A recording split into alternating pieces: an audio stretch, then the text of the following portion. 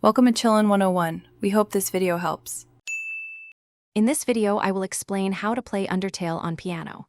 To begin, search for simplified sheet music or video tutorials online. Many resources offer arrangements for various skill levels. Start by identifying the main melody of a song you love, like Megalovania or the Undertale theme.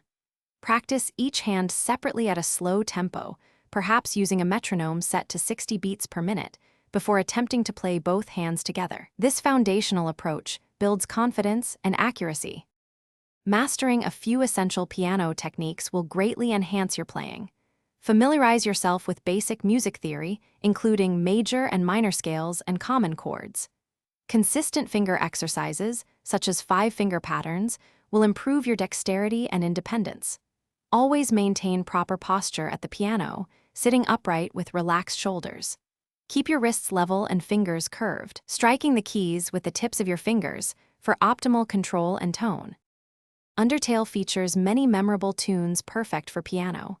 Megalovania is a fan favorite, known for its fast tempo and intricate patterns, offering a significant challenge. The main Undertale theme, however, is more accessible, with a beautiful, flowing melody that is great for beginners. Spider Dance provides a lively, upbeat rhythm, perfect for practicing syncopation and dynamic contrasts. Choose a song that matches your current skill level and gradually work your way up to more complex pieces. Consistent and smart practice is key to improving your piano skills. Aim for at least 15 to 30 minutes of focused practice every day. Incorporate a metronome into your routine to develop precise rhythm and timing, starting at a slow tempo and gradually increasing it.